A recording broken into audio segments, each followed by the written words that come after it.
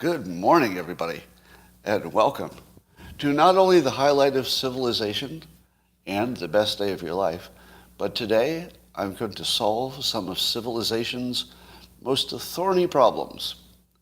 Does that sound like hyperbole? Well, interestingly, it's not. Now, I'm not saying that I'm making up all these solutions myself. In one case, I'm just going to tell you about a solution maybe you didn't know about. But in a few other cases, I'm actually going to solve the biggest problems in the world. You don't think I can do it? Well, doubters, stay around. But wouldn't you like to take it up a notch for this special holiday? It's April 20th, and on April 20th, do we do the simultaneous sip? Well, optionally, you could. But for this day only, in celebration of the specialness of it, we will be doing the simultaneous whatever, today only. So when we get to that part, whatever. And all you need is a cup or a mug or a glass, or whatever. A tankard, chalice, a stein, a canteen, jug, a flask, a vessel of any kind. Fill it with your favorite liquid, or whatever. And join me now for the unparalleled pleasure. It's the dopamine hit of the day. It's the thing that makes everything better. It's called the simultaneous whatever.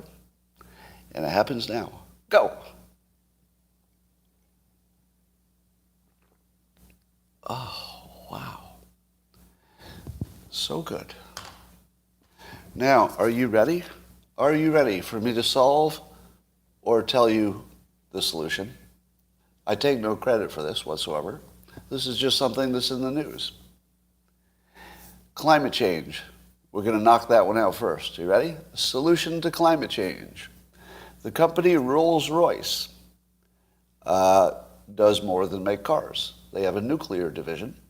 And their nuclear division says that by 2024, they expect that, at least in the UK, they'll have a regulatory approval for factory-built mini nuclear power plants.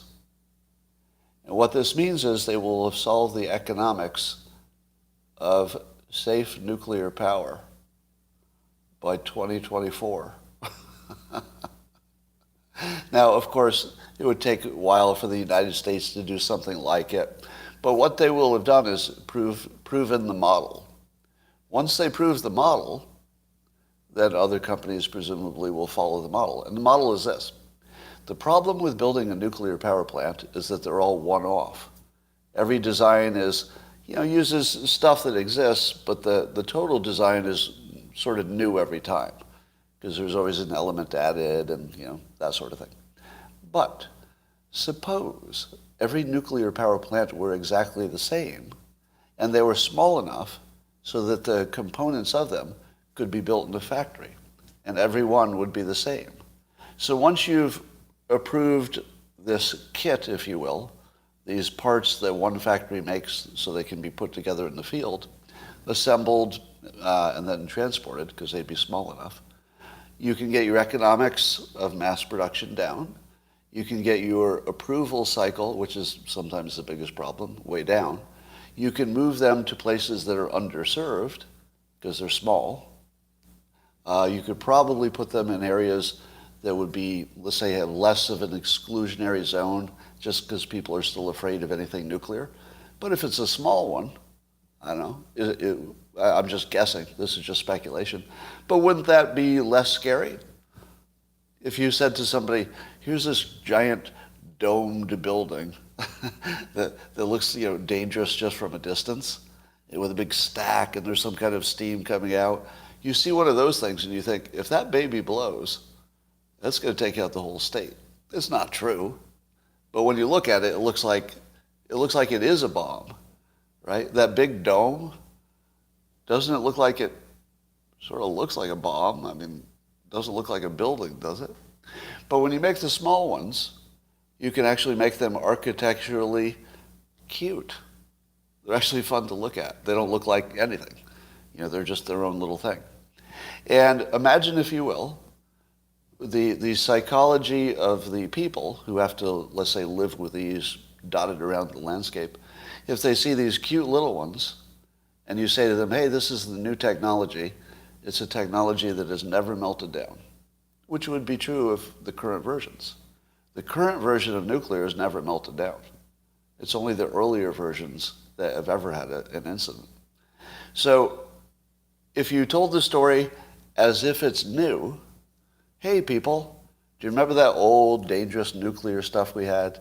There were these big power plants, they even looked like bombs. Most of them, or a lot of them, not most of them, a lot of them were the old technology and some of them had some problems. Well, did you know that the new technology that they're putting in these little cute ones has never had a problem? I mean, I guess theoretically they could, but never happened. Hasn't happened yet. Hasn't happened in any country. Hasn't happened for Michael Schellenberger. Give me help here. Decades? I don't know. They've been around a long time, just not in these tiny forms. So if you could solve the economics, which it looks like if they get approval, it's kind of solved, at least on the concept level, meaning that model could be cloned. And then if you get the regulatory thing, which is part of the economics, and then if you get the psychology right by making them smaller and say, oh, this is the new stuff. You're thinking of the old stuff. Man, we wouldn't put that anywhere. Yeah, nobody wants to touch the old stuff. But the new stuff and the little cute buildings, oh, you definitely want those. Everybody wants those. It's good for climate change. By the way, it's bipartisan.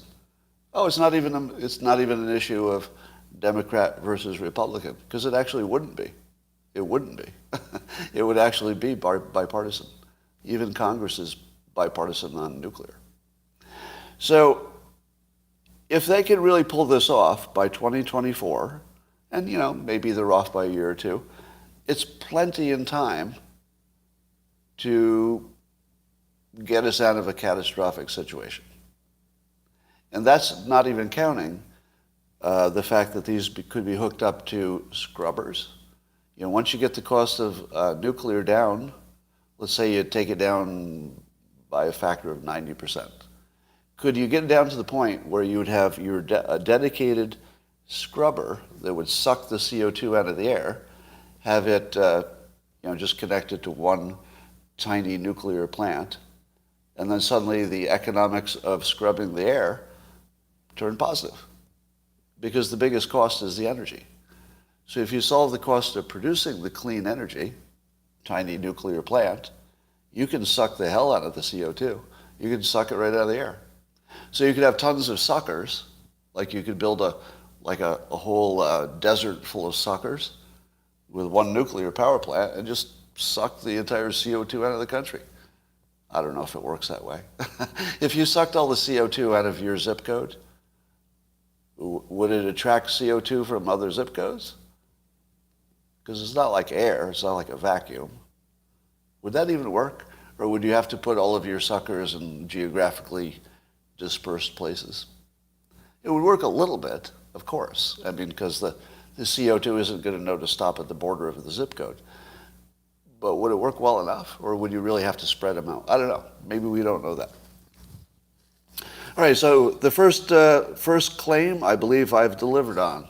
And by the way, the design for these little nuclear plants is based on military engines. Military nuclear engines have existed for a long time. It's such a well-known technology. So have I delivered on my first claim? And again, it's not me doing something. I didn't do anything. But is my first claim not persuasive?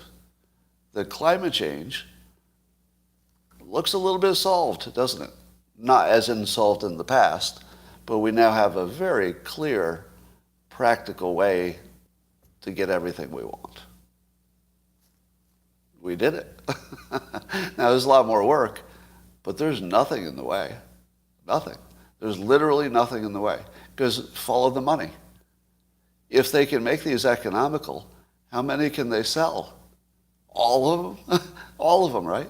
Rolls-Royce is going to be like one of the biggest companies in the world if this works. And it looks like it probably would, because there's nothing really that would stop it from working. That's what's different about this. Normally you can look at the situation and say, all right, I can see how they can do a lot of this, but how are they going to get past this big obstacle? There aren't any. There aren't any big obstacles.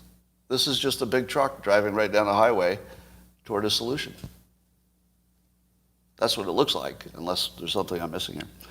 All right, let's talk about Netflix. Netflix is actually losing subscribers, and the stock was down 40%. And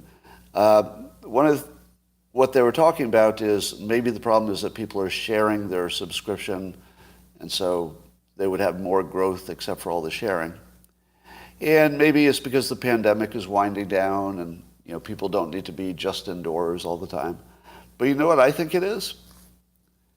I think it's because a whole bunch of people signed up to Netflix during the pandemic, consumed everything on Netflix that they wanted to watch, and then nobody could create enough good content going forward to ever keep them satisfied. So I don't think after you eat a whole bunch of it, there's not really something to keep you going. So I guess Netflix understands that. But it has more to do with the fact that the whole genre of movies and scripted TV just doesn't work anymore. It's just the same movie over and over again. If it's a drama or like an action film, if it's an action film, there's going to be a car chase, there's going to be somebody strapped to a chair and tortured, it's going to be 3 acts, and it's going to take 2.5 hours, and you don't have that kind of time. So I think the problem with Netflix is what I've been saying for a while, that movies are dead or dying. They're like dead men. I just can't imagine movies being a legitimate form of entertainment 10 years from now. I think movies as an art form are just going to slide into oblivion. Now, one of the biggest problems is the wokeness. Have I ever told you this story? For a couple of years, I worked pretty hard on trying to write a script for a really good Dilbert movie. And I got the whole thing, storyboarded out, and I just needed to put it on paper. And when I looked at it, I threw away all my 2 years of work, and I never want to see it again. Because I realized that I'd written a woke movie. Let me tell you how bad it was. Now, this was still several years ago, so it was before the wokeness reached the level it is now. So I could already see it coming pretty clearly. Maybe, 5 years ago, whatever it was? No, longer than that. 7 years ago? I can't remember. But, so the script was going to be this. So Dilbert would have a number of big problems in the world that his company would be involved in and that he would be involved in. You don't need to know that part. But there would be some kind of master hacker, or there would be like some kind of technological presence or entity that would be guiding things through the movie so that Dilbert would be suddenly saved from things. And it would be a mystery throughout the movie who this unknown technical genius was. Now, you would have a hint, though. Early in the movie, there would be some foreshadowing, because you would know that Dilbert's father had gone to the all-you-could-eat buffet and never returned. So that Dilbert grew up without knowing his father, except for maybe the first few years or something. So you would be led to believe that his father was probably some kind of a super genius. You'd meet his mother, too, who raised Dilbert. But she was, the stay-at-home mom. And you would presume that whatever Dilbert got that makes him such a good engineer, they probably got it from his father. And you're going to find that his father's been guiding him the whole time as sort of the secret entity who's like a super engineer. And that Dilbert's like the son of the super engineer. And that would be the big reveal at the end. Except it wasn't. Here was the actual big reveal. It was going to be his mom. And that his mom had to pretend not to be technically proficient all her life because of gender stereotypes. And that, in the end, you would see her back cave, and that she was the one running the whole show all the time. And then I threw it away. Do you know why? You see it, right? You see it, don't you? You see why I had to throw the whole fucking thing away. Because it wasn't art. It wasn't even close to art. All I did was take society's expectations and put them in a form and then give it back to them. I basically took what people wanted to see, put a bow on it, and handed it back to them. It was so creatively empty that I hated myself for it. Like, I actually felt dirty. Like, I felt I'd become the enemy, in a way. Now, let me be clear. If we had not already entered the wokeness era, I think it would have been a great movie. Am I right? Can you imagine that movie in 1950? It would have killed. It would have been amazing in 1950, right?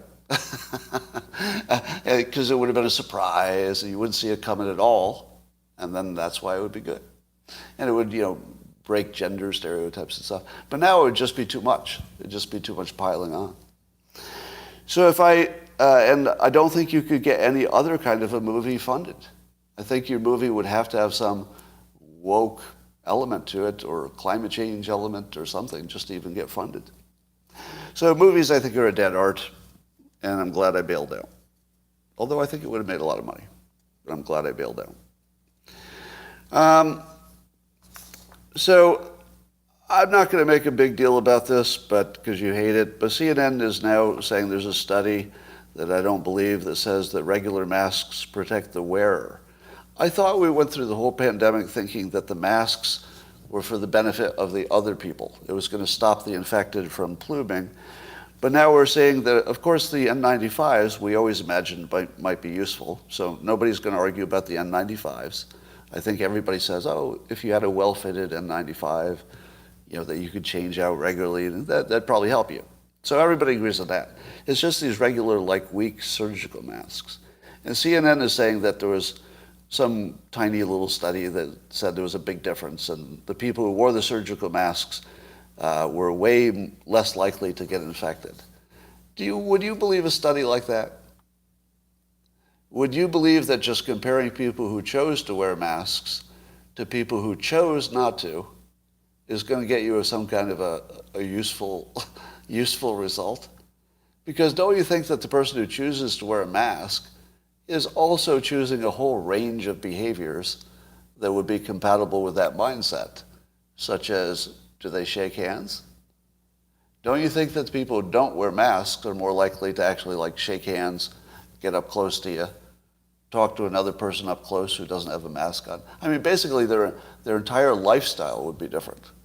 So to imagine that this has been proven in some little study looks to me like, well, I'm not sure if it's intentional disinformation, but it's bullshit. I mean, it's fake news for sure. It's fake news in the sense that you shouldn't rely on this study to tell you anything useful. It might be true. That part I don't know. But I wouldn't rely on it. And the fact that they're selling this as a fact, yuck. I wouldn't buy that. All right. I'm now going to, so we've taken care of climate change. To keep my promise, I will now handle systemic racism. Systemic racism with a story. Recently, someone in my social circle asked me for some business advice. Now, it turns out that because I was a banker for a long time, I made loans to small businesses. I've got an MBA. I've started some small businesses of my own. They didn't do well, but I learned a lot. I'm sort of a good person to ask for general advice about what to do first if you're starting a business. And so I gave my advice, and I got a nice thank you for it. And I thought to myself, and it wasn't like a specific piece of advice, it was like a range of advice. So it wasn't one topic. And I thought to myself, why did this one person get my advice? And why does anybody get anybody's advice? Because I'm pretty sure that my success was dependent on other people's advice. I literally asked somebody who knew how to be a cartoonist, how do you get started being a cartoonist? And I followed that advice. And here I am. Right? So how did I get that advice that changed the entire course of my life? And I got the advice from somebody I don't know, complete stranger. Well, I got the advice by just approaching the person by a letter and asking for advice. And I offered nothing in return. There was no quid pro quo. I didn't say I'll buy your advice. I didn't say I'll make you feel good if you give me some advice. I offered nothing. I literally just asked for something for nothing. And I got it. Not only did I get the advice, but I got a follow-up advice I didn't even ask for.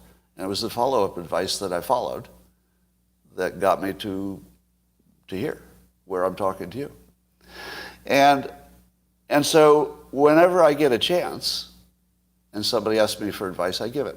Have you ever heard of a comic called Pearls Before Swine? It's one of the biggest comics out there.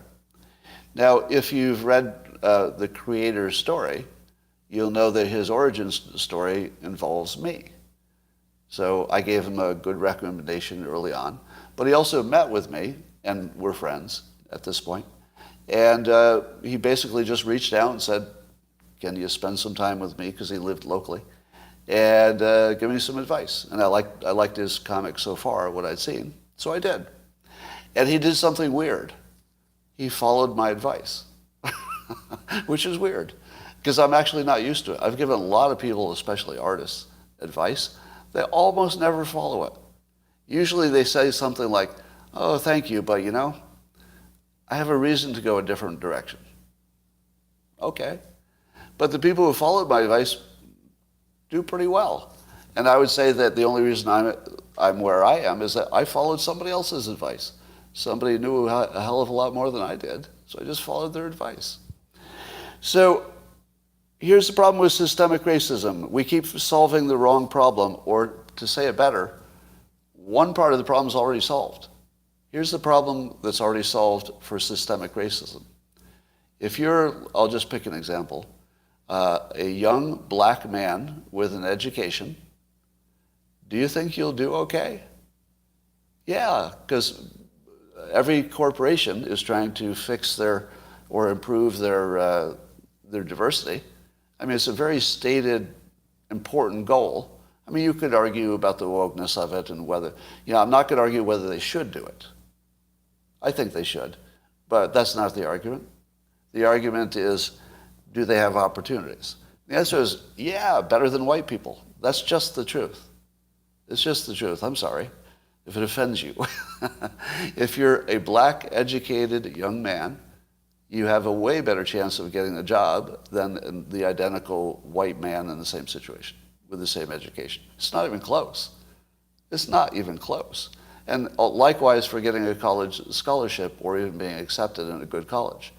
Two equally qualified, young black man, young white man, same grades, same SAT scores.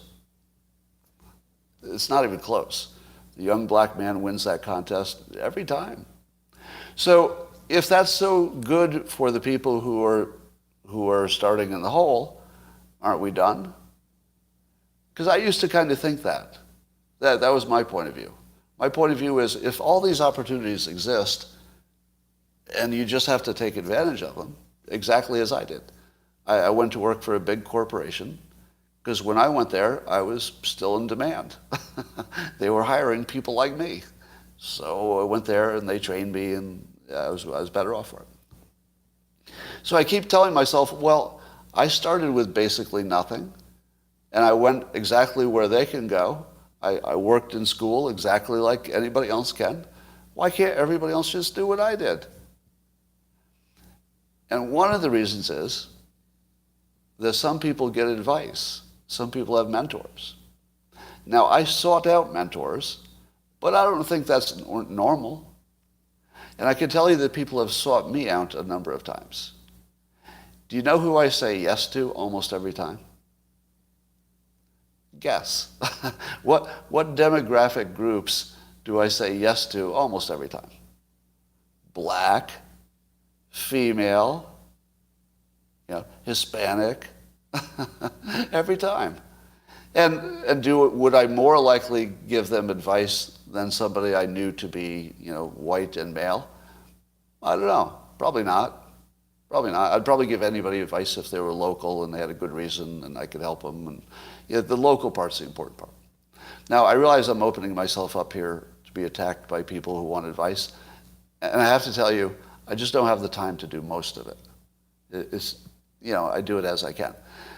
But there is people who succeed, and if there's anybody on here who wants to confirm this, if you have succeeded, let's say financially, if you've succeeded, aren't you really happy to give advice?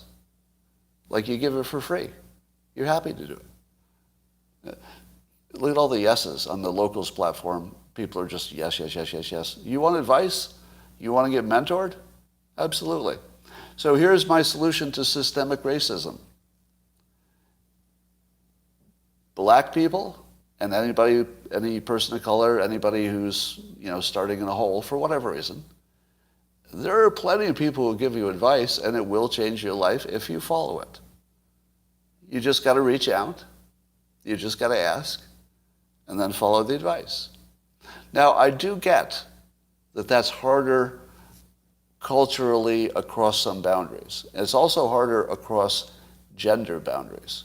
It's easier for a woman to ask a woman, but let me tell you, you're really missing out because men will give you all the advice you want. They'll mansplain you to death. They'll give you more advice than you ever wanted. It's all free. It's all free. And, so I think the mentoring and advice connection is the only thing that needs to be fixed.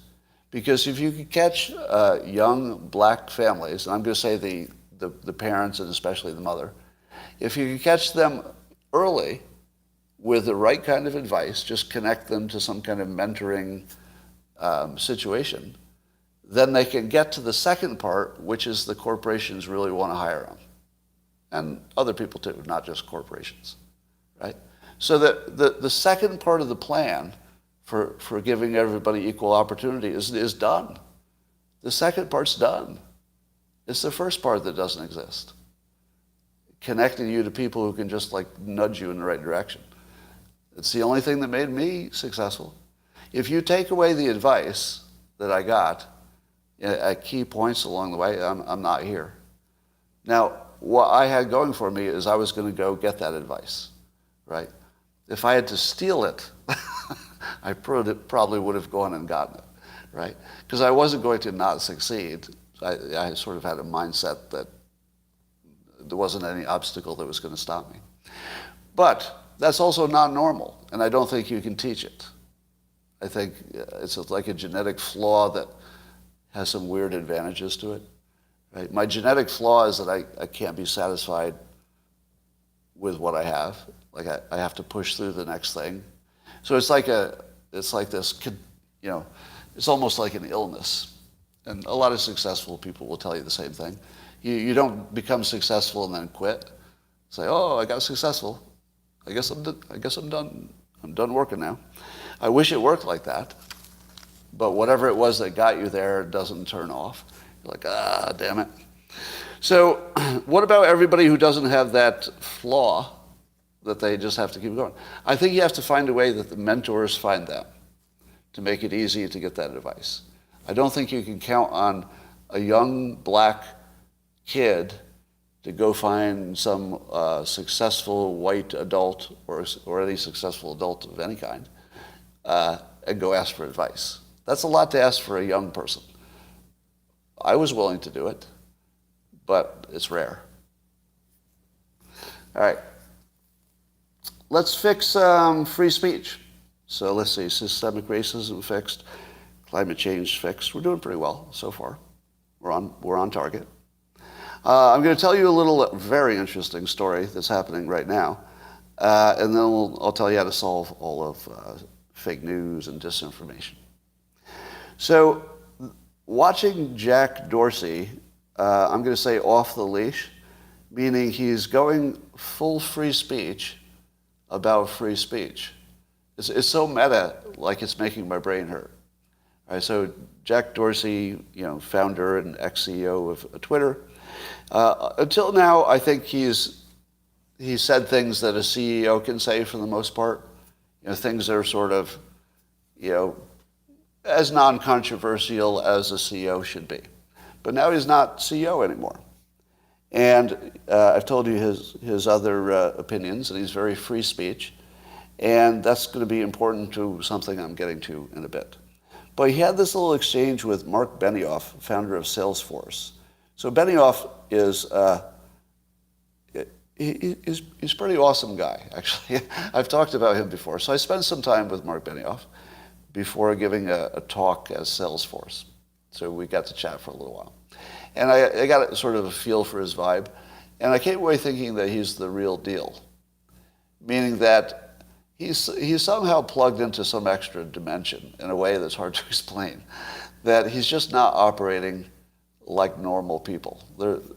What you feel is that he's operating at a higher level of awareness in which he has found that capitalism and being good for people seems to be compatible. And it's sort of the holy grail. How can you be a soulless capitalist at the same time you're trying to take care of people? And somehow he's kind of making it work, at least within his world, because Salesforce has this, I may be mischaracterizing this, but it's like a 1%, 1%, 1% rule about everybody should do something for charity. And he's really serious about it. And I watched him be serious about it in person. Like I watched him chastise, that's too strong a word, but let's say continuously correct one of his lieutenants for not featuring the people part of it before the business part of it. So I know that he's serious about it, or I feel that he's serious about it, so I don't think he's cynical at all. Benioff, I think he really wants to help the world and get rich, and it's working. But so he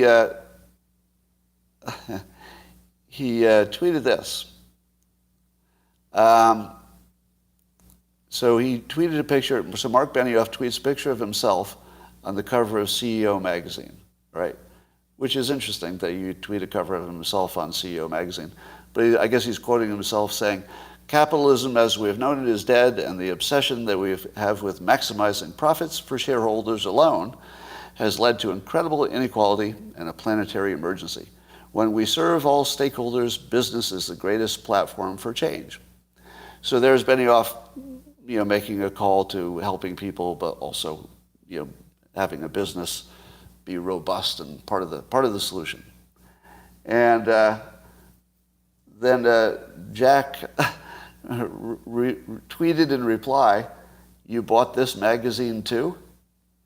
Now, I didn't realize until I looked it up that Benioff had recently, in 2018, I guess, purchased Time magazine. So did you know that Benioff owned Time magazine? I didn't know that. So there he is in the cover of CEO magazine. So Jack says, "You bought this magazine too?" Now, what I love about this is you have to know about the context and sort of read between the lines to know what this is about. And I think this is Jack, I can't read his mind, so this is always dangerous. But the way I interpret it is that Jack's let's say his outspokenness about freedom of speech is really what this is about. That here's Benioff saying, the good things he's doing and showing himself on a magazine, but at the same time, he does own a magazine. And when the rich people own the communication channels, then you've got something you need to look at. And so, but they weren't done with this exchange. So Benioff, having a good sense of humor too, he responds on Twitter, he goes, "Nope, but Jack, I can get you a subscription to Time." And then he shows a cover of Elon Musk on the cover of Time, because Elon Musk is about to buy Twitter. So you have to know all these stories and how everything connects to know how interesting this exchange is. And then it gets better. So, you think that it would be done. And then Jack tweets back, "Nah, I'm good, man," with a photo of, it's a meme, of a photo that looks like Obama putting a Medal of Honor around Obama himself. And now my brain is starting to split. I'm like, okay, I have to decipher that. What does that mean? Obama putting a medal of freedom or something, whatever it is, on himself would be like people congratulating themselves. So it's sort of, which is just wonderfully subtle. And then some other user tweeted in, got in the middle, some Mashrel and Maher, and tweets, this took 10 hours, because it took 10 hours for Jack to respond with his giving Obama a medal thing. And then Jack responds to that by saying, sleep and touching grass took 10 hours. And I'm thinking, okay, I understand the sleep part. Touching grass. I don't know. It was 4:19. I don't know what he meant by touching grass, but I assume he meant going outdoors and enjoying nature. But so here's my take on solving disinformation and fake news, and it's going to dovetail from this story. So this is just an interesting exchange between two super interesting people on a super interesting topic, in my opinion, which is freedom of speech and who controls it. But here's my solution to solve disinformation. Elon Musk buys Twitter. Let's say that if he gets rejected, there's some way for him to Power Ranger up and just get enough money and super rich people to say, okay, we're done playing around. Elon Musk is going to buy Twitter with help or without help or one way or another. So let's say he gets it done. Now this is the big if, and it depends on this. The next part is the board of directors. Now, even as a private company, you need a board of directors. Who could you have as a board of directors at Twitter that would make you feel that Twitter had become the first legitimate platform in terms of getting rid of bias, and therefore as a lever that controls the other platforms? Because if things are correct on Twitter, it's hard to do your fake news somewhere else, because Twitter is going to call you out, and all the journalists are there, all the politicians are on Twitter.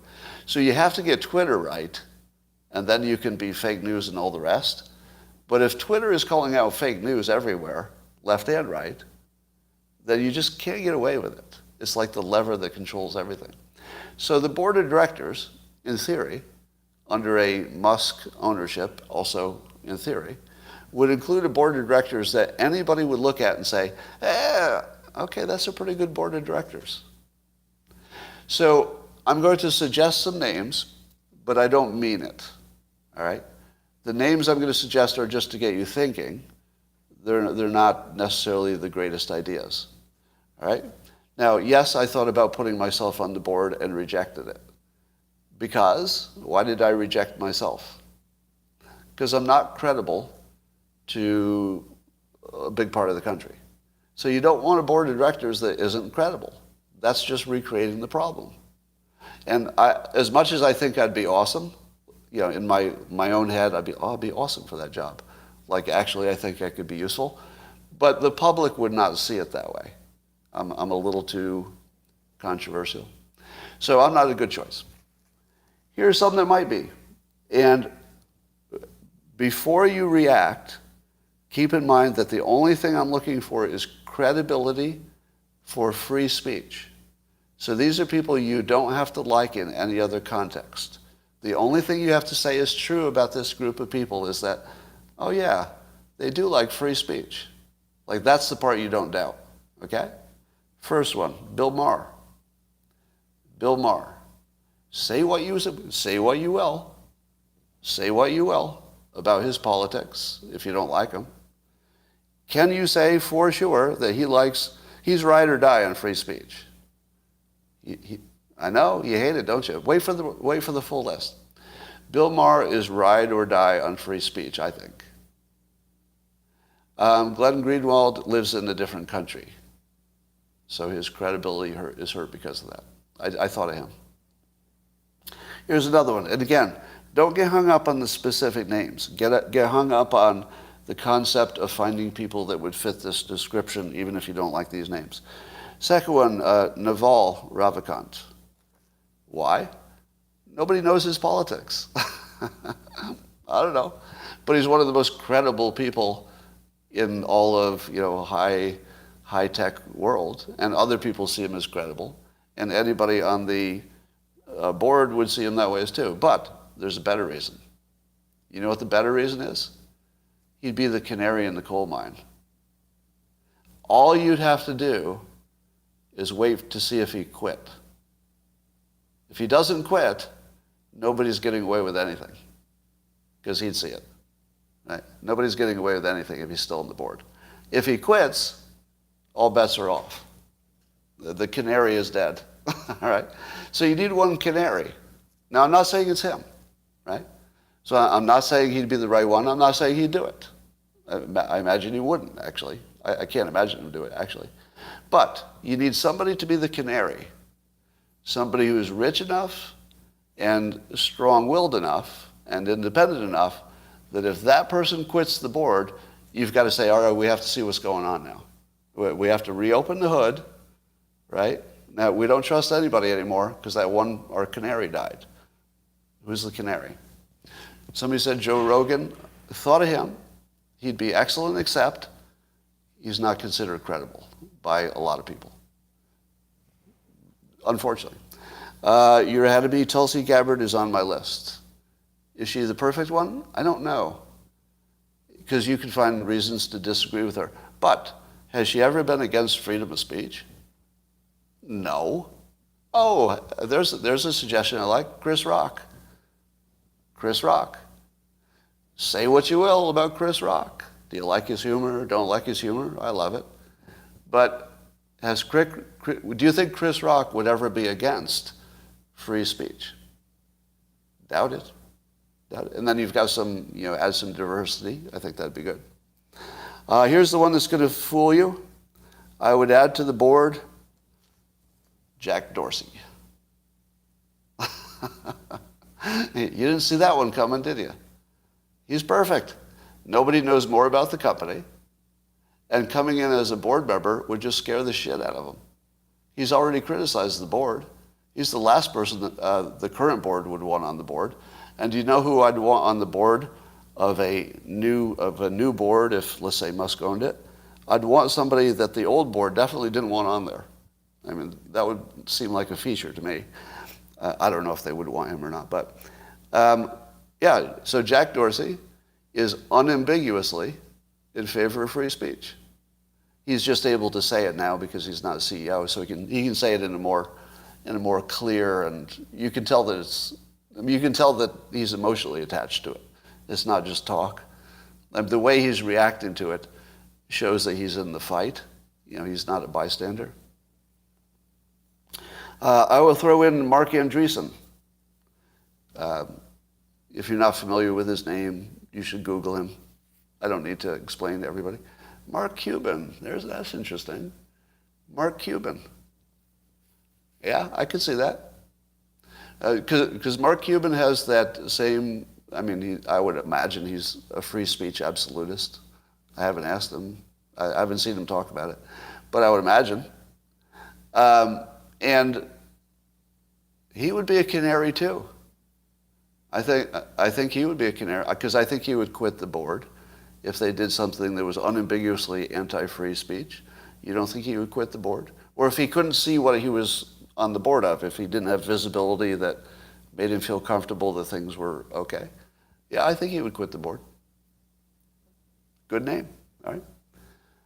Molly Hemingway, too controversial, too political. People would see her as political, although she would be great. Yeah. So you have to separate who would be great in terms of qualified with who would be great and qualified, but also would look like it from the outside. It's Dave Chappelle. Good suggestion. Chris Rock has the same quality, which is you want a comedian in there because they like free speech, and the left likes comedians. And the right does as well. Chappelle is a really good name. Yeah. Dave Rubin. Dave Rubin, unambiguously free speech. Unambiguously, you can see both sides of the left and the right. Good name. How about, all right, I'm going to end with The most controversial one. I want one that just makes your head explode, okay? You ready? You ready for this one? AOC. Go on. Go on. Let your heads explode. Now, is it because I agree with AOC's policies? Nope. Nope, nope, nope, nope, nope, nope. Is it because I think she is a keen observer and knows how to get things done? No. But has she ever spoken out against free speech? Do you know what is interesting about AOC? She's like a huge victim of free speech, but I'll bet she backs it. Now, I don't know this, right? Now, remember, you don't have to agree with any of the names because they're not real. They're not real suggestions. They're not my suggestion. I'm just throwing out controversial ideas, right? The positive way to have AOC would be to say, you know, if AOC is okay with this and the other people are okay with it, it must be okay, right? Because you'd want at least one person on there who's just going to, you know, shake the box every now and then. So it doesn't have to be her. Somebody said Geraldo. Geraldo. I would take Geraldo. Yes, I would trust Geraldo to be an honest broker of what makes sense on the left or the right. Yeah. Now, again, I don't agree with Geraldo on every one of his opinions, but that's not the issue. I think he's an absolutist on free speech and would seem like it to a lot of people. All right, so that is my solution to free speech. Fix Twitter, you fixed everything. If Musk buys Twitter, he could put together a board that the public would respect. That fixes everything. Am I right? Or at least it's worth trying. If you're going to A/B test a solution to disinformation, this is the way I'd do it. Compare that to Obama's foundation that he's created to battle disinformation. Would you trust Barack Obama's disinformation battling foundation? It's the Obama Foundation. We're working to empower and equip emerging leaders to tackle issues like the spread of disinformation. No, they're not. He's literally the most political person in the world. He's the last person who should be touching disinformation. He's literally the provider of it, or he's the most famous symbol of the people who provide it. Now, I'm not saying the right doesn't have any disinformation, but nobody is more associated with it than this guy. And that's not even a criticism of Obama as a president. It's just, talk about the wrong guy for the job, right? Just as I was saying that these people for an imaginary board of Twitter would be the right people, sometimes that's really the wrong person. All right. There's a story that Russians are making Ukrainians in Ukrainian-conquered territory fight other Ukrainians. In other words, they're forcing the Ukrainians under their control to join the military and go fight other Ukrainians. I'm not so sure that's exactly correct. That sounds a little propaganda-ish, but it does seem true that there are examples in which Russia has, in the past, used Ukrainians in their military force fighting Ukrainians, but it was in territory that they'd held a while, meaning that they probably had a better handle on who they could trust and who they couldn't.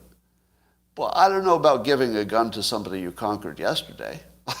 All right, yesterday we were shooting at you, really tried hard to kill you, killed a lot of people in your entity. But I'll tell you what, we're going to give you a gun. It's going to have real ammo, and you're going to be on our side now.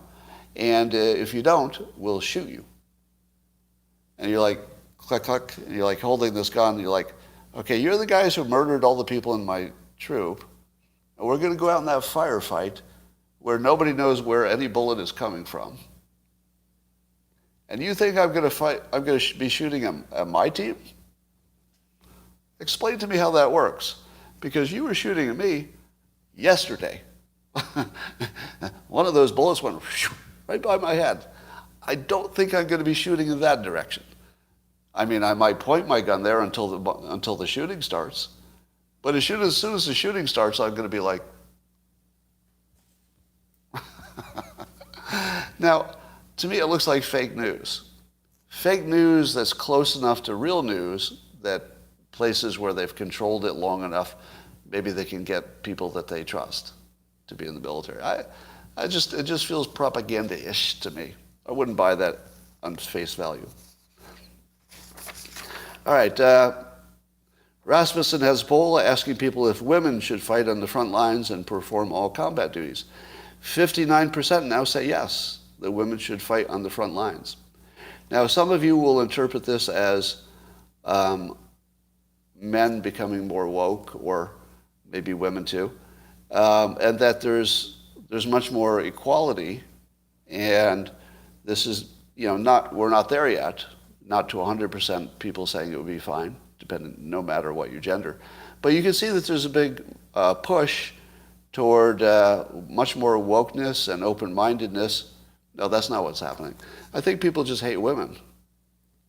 And I think there are just more people who you say to them in a poll, do you think women should go to the front lines and be torn to pieces by shrapnel? I think just more people are willing to say, yeah, fuck them. I don't know. I just don't know. I just don't know that this survey is picking up exactly what you think. Right? I'm not saying that's my opinion. I'm just saying we're living in such a contentious world that I don't know that equality is what's driving this number. I think it's kind of, I don't care.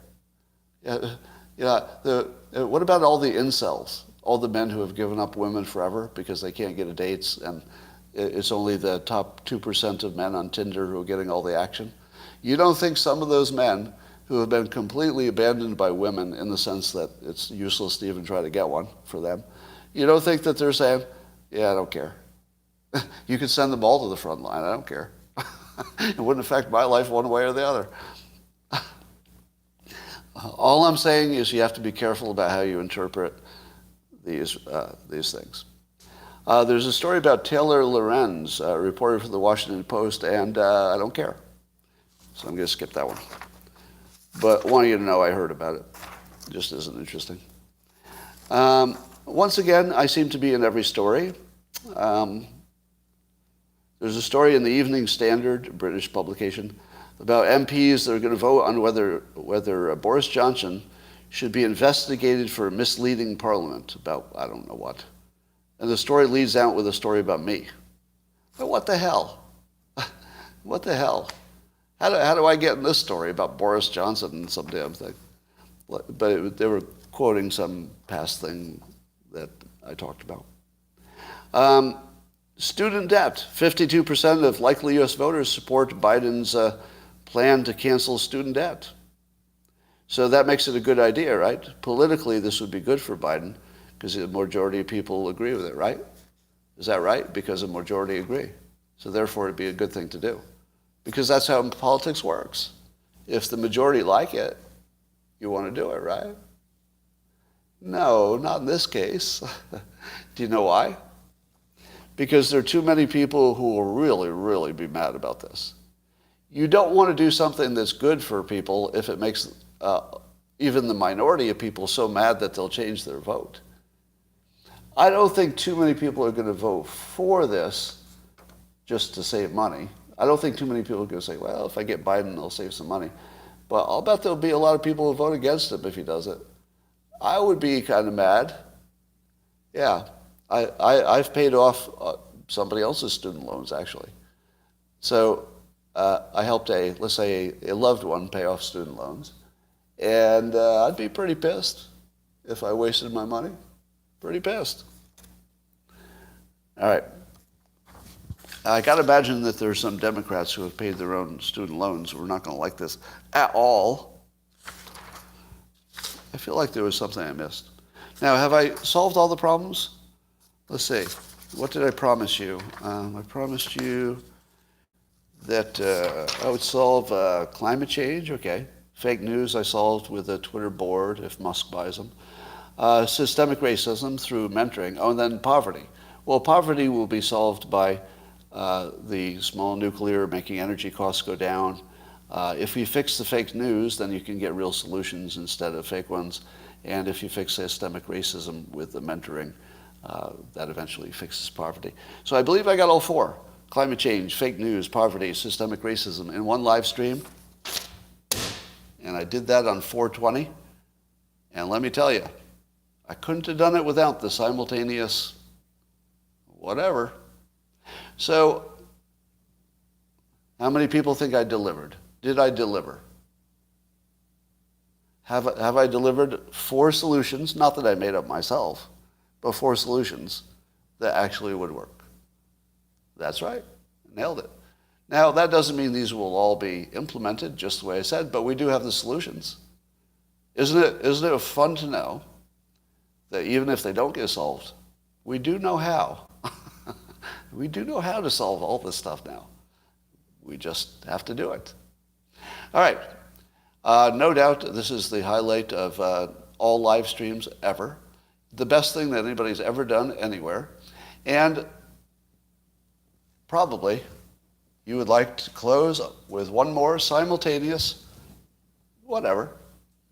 And those of you watching asynchronously, as in recorded, you want to go with this one. You want to join us. It's going to make you feel better.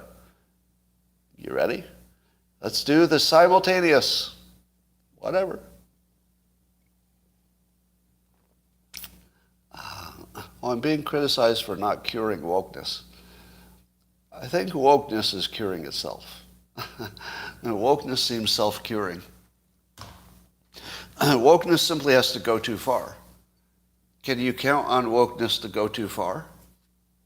Oh, yeah. Oh, yes, you can. And when it goes too far, and it has, then it will bounce back. Yeah, the wokeness is the thing that will kill wokeness is this realization, that the wokeness is hurting the people it's meant to help. Let me give you a general concept that is really important. In the early days of greatest discrimination, you wanted to use the harshest tool, like a civil war to end slavery, for example. And then the civil rights were a pretty big tool. You could put people in jail for violating people's civil rights and sue people for stuff. That's a pretty big tool. And that was important because the problem was, that size. But as you get down to like more subtle things like who has a mentor and systemic racism and stuff, at that point, when you're talking about a strategy difference, because that's really what we're down to. We're down to a strategy difference. Can you find a mentor?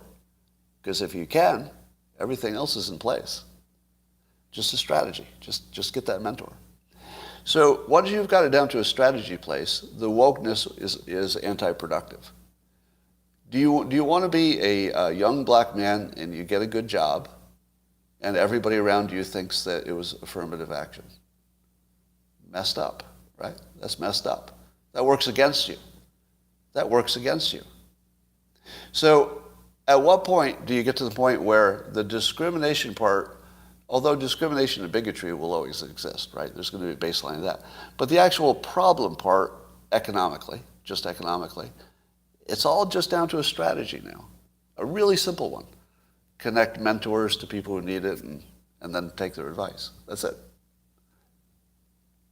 So I would say that this is the time when wokeness will overshoot, because the thing it's trying to solve is just making a mockery of things that now have solutions that are more like strategy and less like, oh, there's a gigantic injustice that somebody is perpetrating, specifically and consciously. It's not that anymore. And that, ladies and gentlemen, is the end of the show for YouTube. You're all wonderful. And man, I can't help but mention this. You're sexier than I've ever seen you before. My goodness, you look good. You must have gotten a good night's sleep last night. Bye for now.